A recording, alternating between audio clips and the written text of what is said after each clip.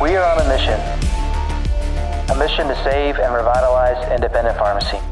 On the Catalyst podcast, we dive into current events that are shaping how pharmacists approach their patients and their businesses. Fuel your passion for pharmacy, one conversation at a time. 4, 3, 2, 1, 0. Ignition.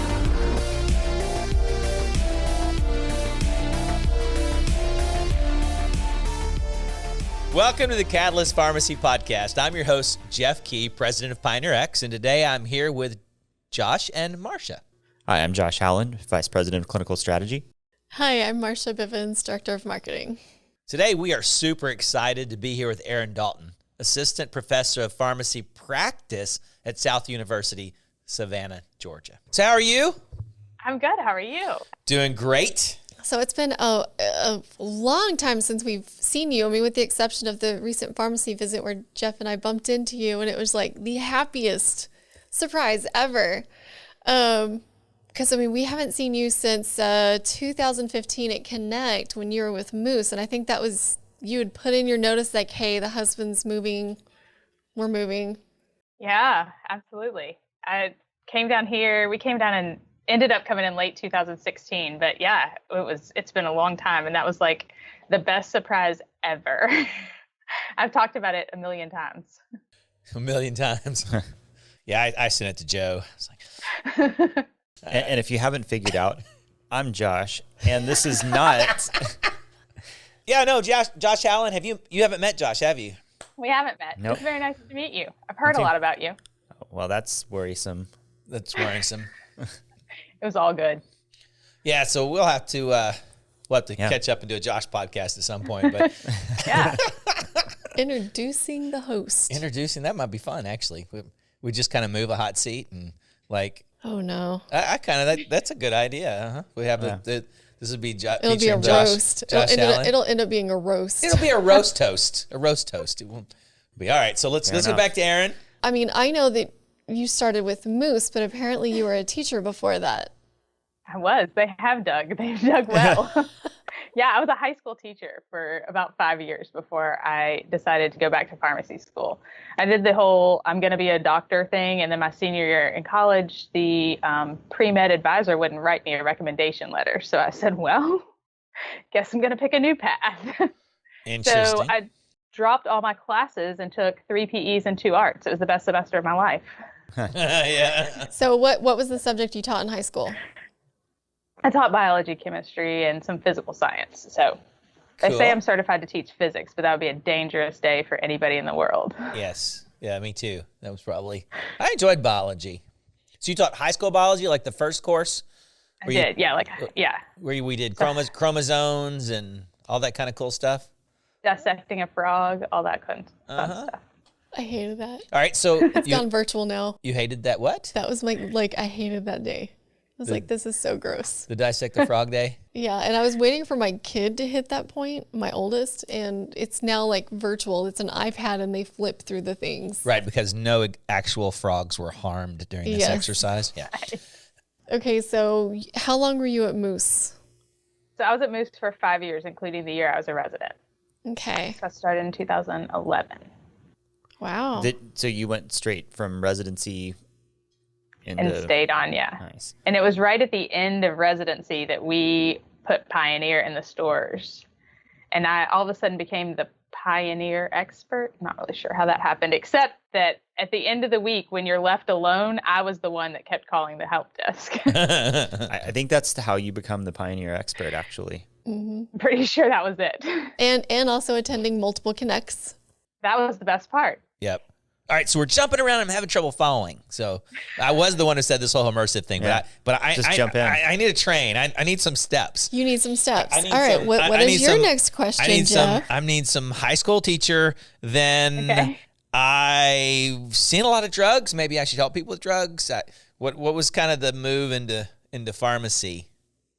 Yeah, so it was after 5 years, it's time for me to really get back to what I really wanted to do. I still liked medicine. didn't really want to do the med school route. I guess I'd figured out there was more to medicine than med school. And pharmacy was kind of a natural option because I was going to get to keep teaching because you get to see patients all day long and in a different environment than as a doctor. And you also get to do the medicine part. So there just so happened to be a school in Savannah, and that's where I already was. So it just kind of became a natural fit. So with all the pharmacy rumblings now, if you could go back, would you go to pharmacy school again? Yeah, I would. I would do it again. That's the right answer for the podcast for sure. Yeah, because if there's any other answer, we'd edit it out. We're editing out anything else. No. Loved Savannah, by the way. Super I'm ready cool. to go back. city. Yes, I'm so ready to go back. I'm ready to go back with more purpose now, knowing that you're there. We never thought we would come back. We went to North Carolina thinking we didn't even get Georgia licenses when we left. That was stupid. So you said is your husband also a pharmacist? He is. And I don't know, Jeff and Marsha, if you even know this, but my husband's name is also Erin. He spells it differently, but we met in pharmacy school and kind of have the same name. So it's kind of weird. Interesting. That is, you got two pharmacists named Erin Dalton. All right. That's right. Actually, I know another couple that's like, they're not pharmacists, but I was at the wedding and his name was Brooks and her name was Brooke. Mm-hmm. Huh. So is he practicing? Is he a practicing pharmacist? What scene? What You're gonna have to edit this out. Walmart. Oh, okay. We don't have to There's edit the it out. We apology. can talk about how miserable he is at Walmart. Yeah, there's about the how he hates his positive. job. There's no focus on clinical strategy. He gets Oh, a yeah. lunch break. That's Okay. good. That's better than some of them. Yeah. I mean, we've talked multiple times. When I was a Walgreens pharmacist, my lunch break was put my Snickers bar about on to the say, conveyor belt, and when it got to me, I would take a bite. That's about right. Yeah, he worked for Walgreens and CVS beforehand, so you know. So he's at Walmart, and you became a professor? I did. So that was part of the thing with pharmacy was that I went into residency knowing that I wanted to teach again someday. So there was an opening in Savannah, and I had said I'm not going to go, like a lot of the community positions, or there aren't a lot of community positions in pharmacy schools still. And I had said from the beginning, I don't want to just fit in and make it work. I want it to be communities. So when this came open and it was back in Savannah, I jumped on the opportunity with hey, I'm just going to check this out. And then it was, hey, about that thing I checked out. So I got the job. We need to move. Did Joe cry? So. Did Joe cry when you told him? I would have cried. He didn't cry as much as when I told him I was pregnant the first time. Oh. Okay, so Joe did well with the move, but not with baby. Yeah, he didn't know what to do with the baby. Yeah, I think that was him too. It was like, Mark and I are having a baby, and it's like, oh, great. How can I move? Yeah, we shared an office at that time. And I'm like, Joe and I shared an office at that time too. yeah, I was like, my wife got pregnant. I went to work, right? I can go to work. That was at a point where Joe and Ashley and I actually all shared a desk. Oh, wow. And we would post up like 3 or 4 computers on one desk. And then when I was about 8 months pregnant, I said, I can't do this anymore. And Ashley and I cleared out the office and we bought 3 desks, which is, I think, kind of what's there now. Yeah, I can remember the most profound thing I remember was Marsha was doing HR then, and we were interviewing somebody. Oh, no. And during the interview, she got sick and had to leave. Oh, gosh. It's like, First trimester, okay? I'm like, not sure that means you're getting the job. First trimester, lunch is not always a sure thing, okay? Yep. Well, I mean, did they get the job? No. No, okay. I didn't remember that. I didn't remember No. whether they got Matter it. of- I was hoping there was a heartwarming story there that Yeah. they're still here. Yeah. It No, was, I came back in, I bolted, and then I came back in and sat down, and there was a third person interviewing with us, and he like scooted way away from me. I was like, don't worry, it's not contagious. It'll resolve itself in 9 months. All right. So you went to the university in Savannah, Fell in love. right? Then you went to, that was where she went to school. You went to pharmacy school where you're working now, right? I did, yeah. All right. So then you were resident. Now, how did resident from South Carolina get lucky enough to be a resident at Moose Pharmacy? How did that happen? Or how did Moose get lucky enough to get a resident from South Well, Carolina? that's true, but he didn't know that till later, right? He didn't know how lucky he was till later. I mean, I get I think those residency are pretty competitive, right? Yeah, I was about to They say, are. like, getting a residency with Moose or Amina, I think, is considered like the lottery. You at this found point. somebody at your current college to write you a reference, right? Yeah, I guess the craziest part of all this is I didn't know how lucky I was. Like, I didn't know the Moose Pharmacy story at that point. So I sent my application into a bunch of, we had strategically decided like parts of the country we wanted to live in. I was dumb, let's just face it. I didn't really research this very well. Good programs, okay. So sent my application in, and UNC has a bunch of programs in North Carolina. You send one application in, you check off at that point which ones you wanted to interview at. So I got interviews at several, interviewed in Asheville first. He was not my husband at the time, but we were engaged at the time, and I called him and I was like, hey, Asheville was amazing. Start looking for jobs in Asheville. We're moving there.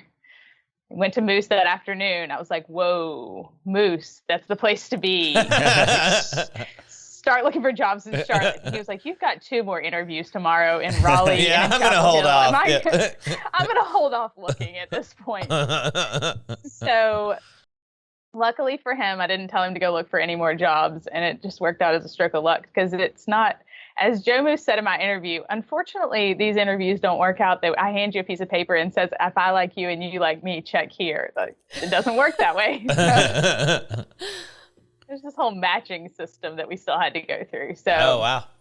Yeah, was the a lot. match is intense. Really? yeah. Huh.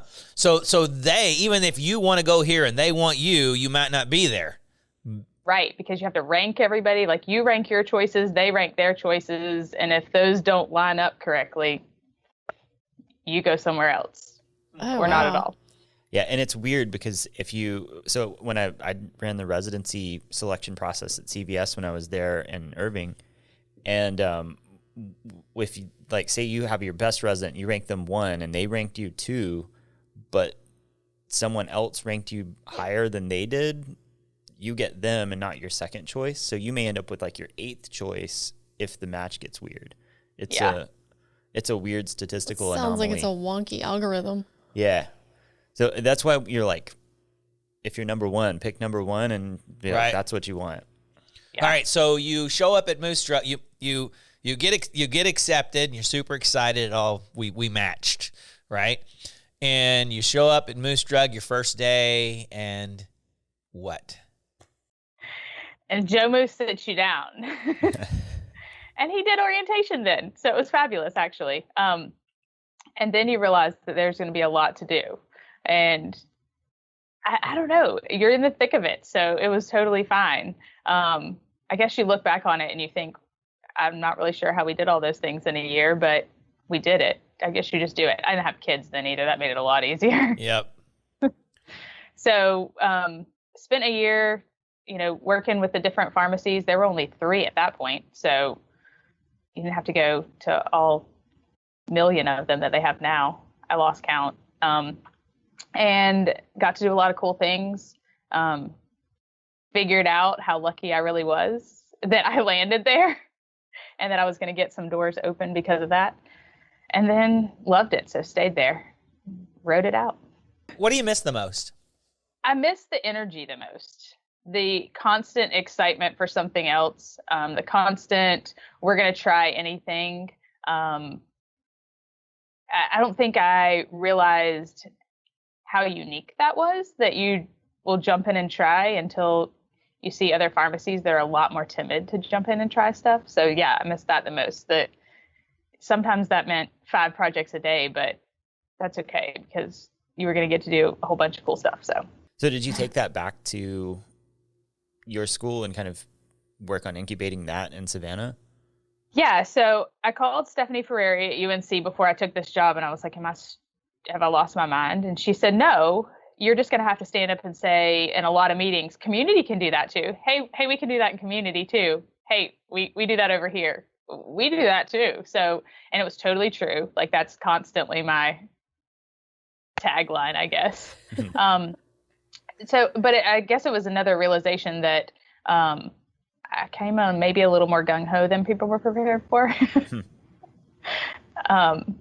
But but that's been fun to see other pharmacies. And then we got into Flip the Pharmacy. So that's been a really cool experience. Actually leaving my Pioneer expert status and getting to play with Pioneer a lot was a big thing that I knew I was going to miss. So it's been fun to play with all these stores that had Pioneer here in Georgia too, and get back into the swing of things there. Nice. And how many stores do you have? So we have about 30 stores with Flip the Pharmacy in Georgia. And are you the Flip the Pharmacy gal? Is that, so you have 30 kind of stores that you're helping? Yeah. Charlie Barnes and I, co-lead the Flip the Pharmacy teams in Georgia. And I have about 16 stores directly under me that I coach. COVID opened us up to a lot of virtual coaching, which was nice. So, cause we didn't have a coach in like northern area of Georgia. So because we had COVID and saw that would work, we've been able to open up Flip the Pharmacy to the northern Georgia cities, which was nice. So that was kind of, so I work with the Flip the Pharmacy cohort in Pennsylvania quite a bit. Yeah. And their main cohort kind of exists obviously in Pittsburgh and then in Philly, but there's just so much in the middle and like a lot of rural areas. I'm assuming you guys deal with similar in Georgia. Yeah, we do. We have a lot of rural areas. And we've been able to get 2 of the 4 universities really involved with Flip the Pharmacy, which has been nice. So I'm not sure that the dean fully knew what I was asking when I asked if my practice site could turn into Flip the Pharmacy coaching, but luckily he trusted enough that he signed off on it. So that's actually my practice site now, is coaching other pharmacies. So 50% of my job is dedicated to that, which is pretty cool. That is awesome. Yeah. That's one of the, in Jordan Ballou, very similar to that, where like she spent so much time really going out and working with those pharmacies, and, Stephanie in Pennsylvania. It's just weird now, like, and this is the second or third time we've kind of had that. It's really cool to see pharmacy schools and academia actually going out and helping these pharmacies operationalize, because it's really kind of been, not that way for pharmacy schools. It was kind of if you're not clinical, you're going to not exist. And seeing pharmacy schools put a lot of resources and time back into the community pharmacies is really cool. Yeah, and it's something that we've talked a lot about at the university, because so many of our students are still going to end up in community pharmacy. Like, my biggest thing is I don't want them to think that's plan B. Like, it's plan A. I didn't know a lot about community residency or advanced practice in community pharmacy. Even when I went to look for a residency, I kind of stumbled on it, but it was what I wanted. And I thought I was just going to have to settle for something else if I didn't want to continue working at Walgreens, which is where I was. So I hate for students to come out and not know that. It's kind of a badge of honor to say you survived your tour at Walgreens. Truth. So I am working on and ramping up and getting ready for Connect 2022. And so I usually visit old pictures and that kind of stuff to kind of get ideas and kind of remember, oh yeah, I wanted to redo this better. I came across a little gem, your oldest, of me holding your oldest, and she's just having a ball and checking it all out. And now you have 3 beautiful little girls. I do. Thank you. Yeah. My oldest actually got to go twice. I was pregnant one year and she came the next year. So, yeah, I have 3 little girls now, which is crazy, but so much fun. So line us up. How old? So the oldest is 6. She'll be 7 in September. I have 3.5. The middle child is 3.5. And then the baby is 18 months. All right. And what are they like? How are they? They're all the same? They're different? They're all completely different. The oldest one is all princesses glitter and nail polish. Now they're all very stubborn, but they didn't stand a chance on that one. The middle one thinks the spunky redhead. Dinosaurs are life. Yes, the middle one is a redhead. Dinosaurs are life. She will school you on them. She was schooling a friend of mine last night. And then the baby is just trying to keep up with everybody right now. Yeah. It was crazy. I remember there was an age my kids with dinosaurs could tell you every name of every dinosaur. It's like they got obsessed with them for some reason. And they knew there were some computer games they could play, and they had the different ones, and I'm just like, why is your brain using, it's just like their little brain just want to absorb anything they can get, and they just own it when they do it. It's crazy. It is. It's crazy that that's like, I mean, she's completely like a sponge for dinosaurs. I didn't teach her any of this. And if you don't say it right, she'll break it down too. She'll say para, and you repeat it, Sora, Lophus. Yeah, and then she claps for you. So, I mean, you get a little positive reinforcement. It's awesome. Since teaching runs in the family, yeah. You just have to figure out how to bring that into Flip the Pharmacy, right? Right? I'll just have Harper teach Flip the Pharmacy. It'll be fine. Say clinical. Say care, yeah. plan. And then you clap for them, right? So, That might be a little demeaning. I don't know. Yeah, I was about to say, kids can be savage. Yeah, Especially my what two. could be his motivation? So interesting thing that I read on our sheet of paper. You're the assistant professor of pharmacy practice, right? Mm-hmm. And right. I talked to a guy. Marsha and I were at the Florida Pharmacy Association, and an interesting guy who started a pharmacy in the 90s that's clinical only. Oh, wow. He doesn't have any product. In the 90s, like 99 or so, he started a pharmacy that does just clinical. All he does is referrals with complicated drug groups. And one of his interesting points was a doctor graduates and starts a practice. A pharmacist graduates and gets a job. Good point. Why doesn't a pharmacist graduate and start their practice, right? And as we talk about some of the things like NCPA and stuff should be doing is changing these mentalities about that, right? And some of those mentalities you started in pharmacy schools, right? Hey guys, y'all need to talk about, when you're talking about going to work, you need to talk about starting your practice, right? I'm going to go start my practice of medicine, right? Because that's what we learn how to do, is how to treat chronic disease through medication. Very true.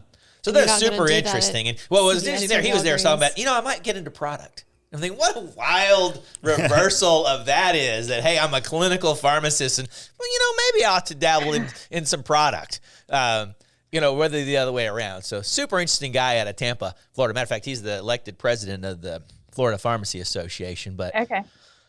It's one of those guys that, like, I can't believe I don't know you, Right. So I'm going to try to get to know him better. But it's interesting. Absolutely. It'd be an interesting thing to your next class with your students to kind of throw that out there and kind of, hey, doctors start a practice and you guys are talking about a job. What if we start talking about this as I'm going to graduate and start my practice?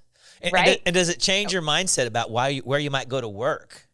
That's an interesting point you make, though, because I teach an MTM elective, and we build them up in pharmacy school to write these grandiose SOAP notes, where in the SOAP notes they're saying, start this, stop this, change this dose. And 90% of them won't initially practice where they can do any of that. So then they come to me in MTM, and I have to drop the unfortunate bomb that if you just send a note to a provider that you have no relationship with and say, start this or stop this, it's probably the end of your conversation forever with that provider.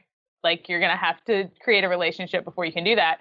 So, and this came straight from Joe Moose, but one of the first things he did teach, maybe this is something that sticks mostly in my head or as a top thing, because I do talk about it a lot with students, is, finessing how you talk and what you say in order to, catch more bees with honey. And it's something that we've had to do as pharmacists, because we have to gain that trust with other providers in a lot of cases. So I don't want our students to get out and think that they're going to be able to, do these exact things that we teach them to do in pharmacy school. So it kind of goes along with that, though. It's a job at that point. Wouldn't it be similar, though, in the skill set of talking a patient into something? I mean, it's similar, teaching a class. I know my wife is an occupational therapist, and they had a class around that of how to motivate patients to do things they don't want to do. And a lot of that is, the patient doesn't have to come to therapy. They could say, I don't feel good. I don't want, they can refuse therapy. And a lot of times you're trying to talk them into doing something that's going to benefit them. Absolutely. And so, I imagine that would be the same. Pharmacists need to do that with patients, and pharmacists need to do that with doctors. We got patient counseling classes, but that was really like, you just tell them, here's the 10 things you have to hit by over 90 guidelines. And none of it's really about how you deliver that information. And so, really, I think the first communication class I ever took was in business school. Huh. And it seems odd, you know, and even I don't know how they teach pharmacy administration anymore, but it was kind of like, here's how to manage a pharmacy in a hospital. Do y'all teach a counseling class? Yeah, actually, I teach it. So, All right, so we have a communications course. So very interesting thing, and I don't know if you're doing it how Josh said, but we had a recent manufacturer's product that almost doubled adherence simply by, on the zero fill, the pharmacist going over a prepared list of things with the patient. Drove second fill adherence from 50. It's about 50 to about 50% to 100% in our study of the second fill. And this is a brand drug, right? Yeah. So a lot of things we don't realize is that 10 things you're supposed to hit isn't helping them want to take the medication, right? That there's a piece of that, of its importance and things like that, that really is more of the sales pitch. And this was put together outside of that. But what kind of money difference? You know, I think that we paid the pharmacist like $15 to go over this, but their 1 year, if that person abandoned, difference between the 50% and the 100% it was like, I think the pharmacist would make an additional like $700 or something per patient. Wow. And that was profit. That wasn't profit. Like dollars and revenue. And the patient was treated. So these are interesting things as you teach counseling. It's not, the counseling about adherence is explaining the drug, and it's just super interesting things we're trying to do to try to rethink that. You don't, hey, do they need help? Oh, do they want to have somebody talk to them about their drugs? Well, no. Okay, thanks. I got this other stuff. Let me wait for my Snickers, right? Right. That's an opportunity. It's almost here on the belt. It's time for my Snickers. Yeah. Well, and like even with counseling, when you teach the class, you like, all right, here's the side effects that you're going to hit, and you're going to scare the crap out of people. If you read some of those side effects profiles first, you're like, hey, let me tell you about your drug. It's going to cause, and you get 30 ingredients down of all the bad things that are going to happen. You're like, and it's important for you to take. All they heard was the 30 things that are going to be horrible that you're not going to. You got to start off with the most likely thing that's happened is you're going to see improvement in this thing and this thing and this thing. And if you don't take it, you're going to see a decrease in this thing and this thing and this thing. And hey, there's these really rare things that can't happen that we got to tell you about, and we're going to talk really, really fast and soft. Like, I mean, and I used to go through, and like a lot of drugs will have like diarrhea and constipation, and I'd be like, look, these things get reported in trials. It is physically impossible for you to have both at the same time, right? Inappropriate happiness was a side effect I read on a drug that was prescribed to me, and I was like, all right, yes. And like, that's called mania. That's called mania. All right, so let's talk about a week that Erin might have. So tell us about what's a week look like for you in this amazing job of being able to do your love of teaching and help improve the practice of pharmacy. Right. So I guess a week looks like, we'll start with the teaching. I teach generally 2 days every quarter just because that's how classes are set up. So a Monday might be half a day teaching and then half a day, working with students on campus or something. I have a residency program too. I don't think I mentioned that. But so in July, we're doing a lot of residency startup and residency orientation, all that good stuff. So that's exciting to get to work with residents still. That was something that I thought I might miss, that was a exciting benefit of the job too. So, and then generally 3 days a week, I get to create my schedule, which is also really nice, that I get to spend time with whatever pharmacy needs. I spent a ton of time during COVID with all the pharmacies because I was working with Cody Clifton a lot, distributing vaccine. The day he told me Georgia got vaccine, I told him I felt like Oprah because I got to call pharmacies and said, you get vaccine and you get vaccine. So that, I think that's the most, well, I'm off the train here. I'm telling you what's fun, but, so I spent about 3 days a week doing that. And then, mixed in with some administrative stuff or some class creation stuff. When I taught high school, I said I'd always know that I still had my heart in teaching when I was never happy enough with how the class was being taught or the activities that were done. And I always wanted to recreate them and do them better. I think that's a curse and a blessing all at the same time because I'm always wanting to recreate something. It's never done. And then, so I spend some time in pharmacies, spend some time on Zoom with pharmacies, and then generally teach one more day. and spend some time with students. It was interesting that during the pandemic, I actually met with more students than generally come by my office. They would set up virtual appointments and we'd meet over the computer. So it's almost like we don't see them as much when they're on campus, which is interesting.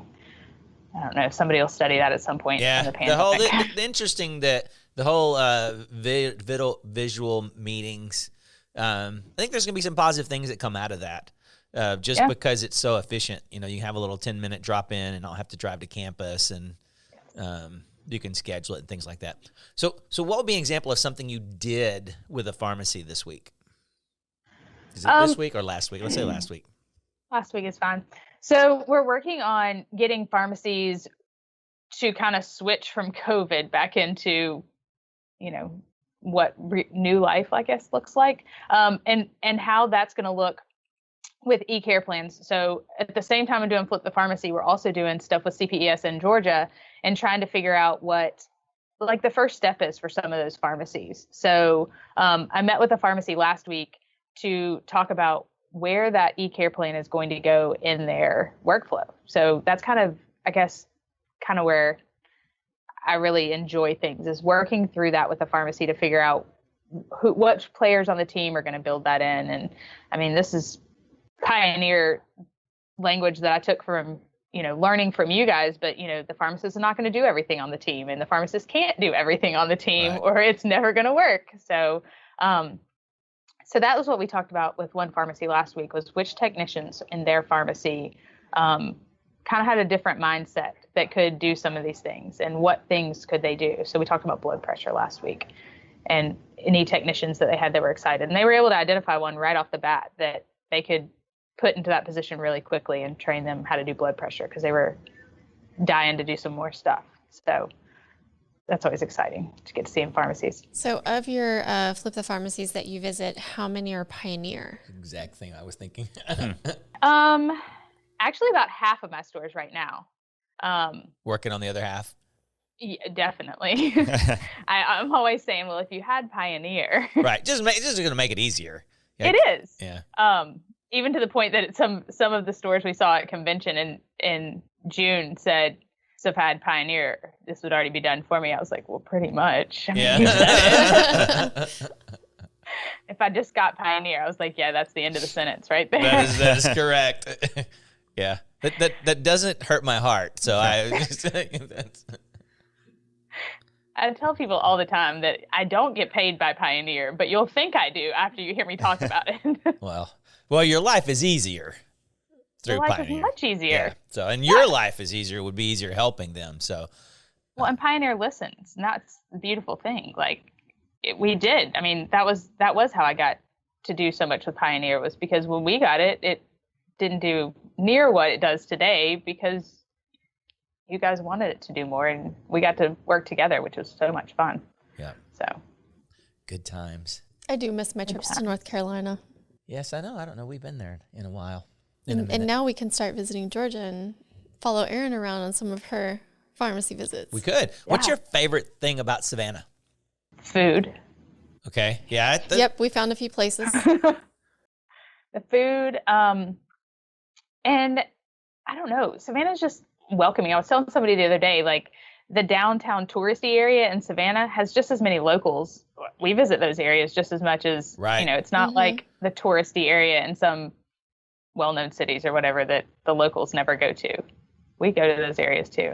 And you're close to the beach. So that's always nice. Did you tell her about the mojito place? I was about to. Go ahead.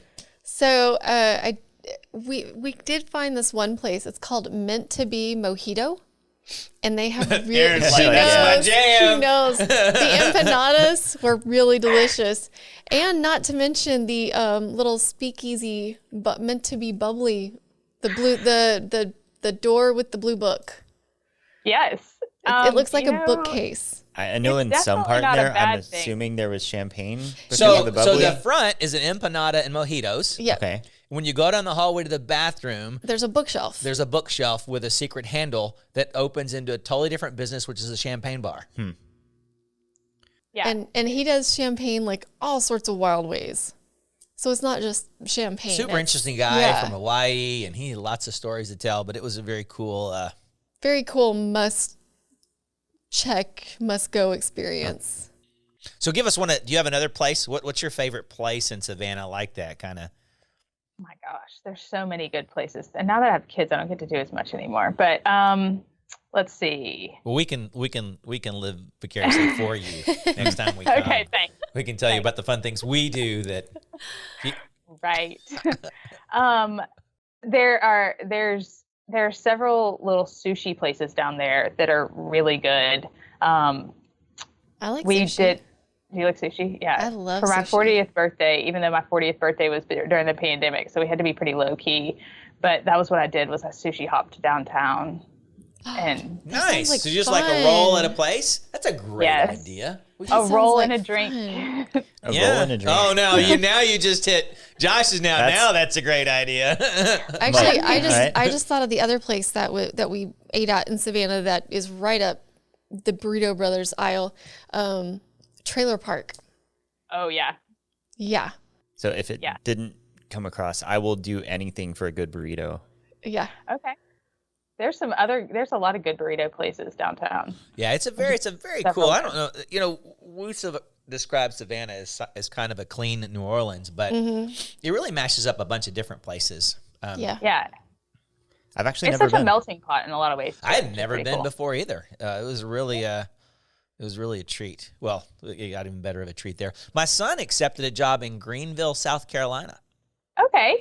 My So, parents used to live near Greenville. They lived in Seneca for a while. which I think is about 2 hours away from Savannah. Yeah, it's not far. Yeah. So I imagine I'll even get more opportunities to pop down to Savannah. Planning my next summer trip.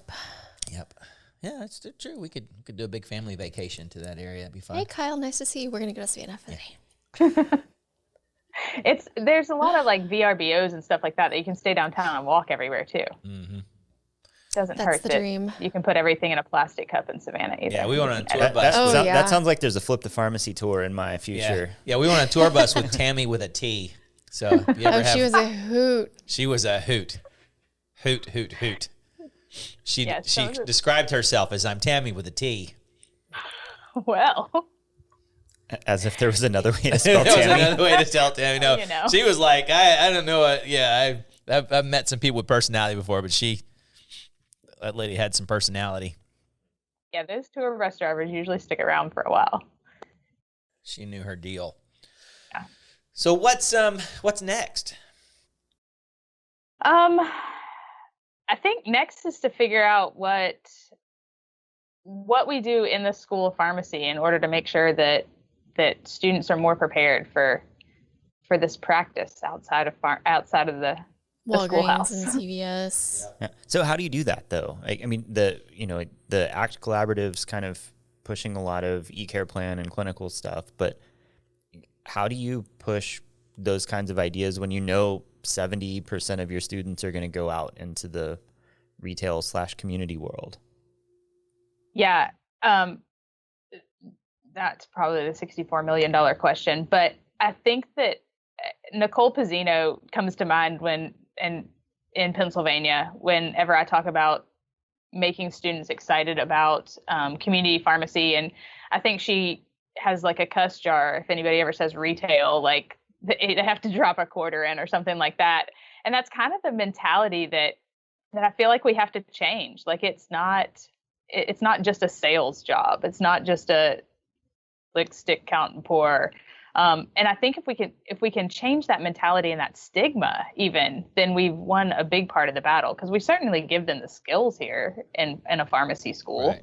They just don't go practice them. There's that word again. Well, and you see it, the students are, if that's what they start looking for, and if that's where they start going, and that's what I'm looking for community practice, I'm looking for practice in a hospital setting. And I'm looking for anything other than somebody reducing me to labor in order to sell product, in a convenience store. Yeah. Well, I mean, interestingly, I think the fact that there's pharmacies so saturated right now will be a positive in the long term. You'll see fewer people go to pharmacy schools, which should happen, and the ones that come out aren't going to have a job, so they're going to have to make their own. So kind of, I mean, I don't know if there's an entrepreneurial like program that's at the school, but getting kids to go into that and think about, all right, you owe a whole lot of money. You have to find a way to pay it back. You got to be creative. For sure.